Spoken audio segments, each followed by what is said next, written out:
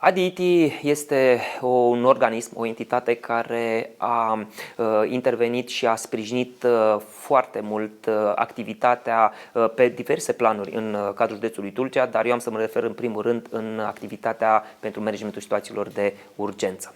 ADITI, de-a lungul ultimei perioade, a reușit să contracteze o sumă enormă la nivelul județului nostru, este vorba de peste 43 de milioane de euro, o mare parte din această sumă ducându-se pentru managementul riscului în caz de dezastre. Un beneficiar important al acestei sume a fost Inspectorul General pentru Situații de Urgență prin 4 proiecte pe care le-a dezvoltat împreună cu ADITI. Aceste proiecte s-au finalizat cu achiziții de tehnică și de mijloace de intervenții, tehnică care ne-a ușurat foarte mult munca și ne-a diminuat foarte mult răspunsul în situații de urgență. Trebuie să precizez faptul că acest județ este un județ atipic, un județ cu o densitate foarte mică de populație, cu localități care se află la distanțe mari unele față de celelalte și asta înseamnă că se află și la distanțe mari față de subunitățile de intervenție. Astfel încât ultimile mijloace pe care le-am primit din aceste proiecte pe care le-am dezvoltat anterior au creat pentru noi un răspuns eficient, o diminuare a timpului de răspuns și, bineînțeles, un sprijin mai mare pentru populație. Tulcea a beneficiat de multe mijloace și multă tehnică de intervenție. O să-mi permit să dezvolt puțin la acest subiect și să dezvolt de asemenea și fiecare tip de tehnică.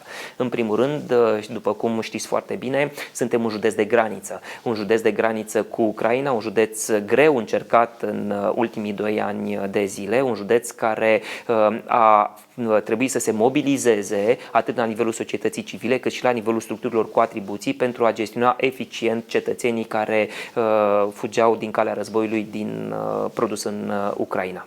Acest sprijin s-a realizat prin tabăra mobilă pe care ISU Tulcea a avut-o la dispoziție și, bineînțeles, și prin celelalte module cu care ne-au ajutat județele învecinate. Această tabără mobilă trebuind dotată cu anumite containere specializate. În acest sens, vreau să spun că prin acest proiect Viziune 2020, împreună cu ADITI, ne-au fost furnizate 4 containere cu destinații specifice. Mă refer la container cu dușuri, container cu toalete, container cu cazarmament, mă refer la pilote, mă refer la saci de dormit, mă refer la perne și așa mai departe și, nu în ultimul rând, un container specializat dotat cu echipamente de protecție pentru pompieri. Acesta ar fi un mic capitol, dar nu este singurul. De asemenea, Inspectoratul de Situații de Urgență Delta județului Tulcea a primit 3 autospeciale, una de medie capacitate și 2 de capacitate mărită, care sunt extraordinar de utile inspectoratului nostru, deoarece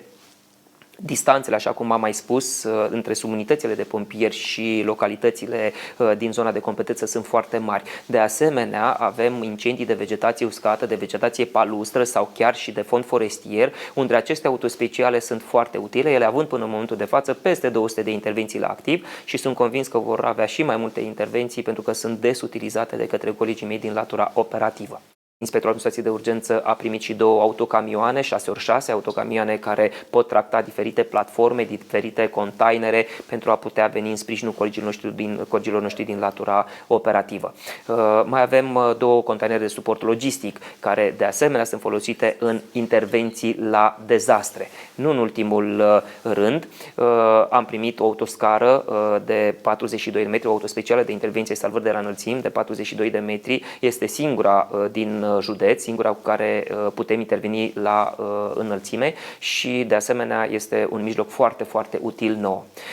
Nu în ultimul rând, mai avem și o descarcerare grea, o descarcerare care este folosită îndeosebi la accidente unde sunt implicate mijloace de transport de mare tonaj, mai ales ținând cont de faptul că în ultima vreme, în ultimii 2 ani de zile, județul nostru este tranzitat de foarte multe mijloace de tonaj mare care se deplasează către Ucraina sau vin din Ucraina încărcate cu tot felul de mărfuri.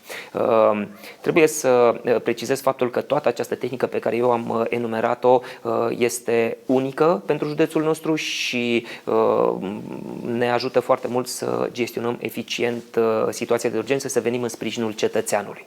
prin mecanismul IDI s-a reușit contractarea a peste 43 de milioane de euro pentru pentru componenta managementul riscului la dezastre. Acest interviu este posibil cu finanțare dintr-un proiect cofinanțat din Fondul European de Dezvoltare Regională prin Programul Operațional Asistență Tehnică 2014-2020.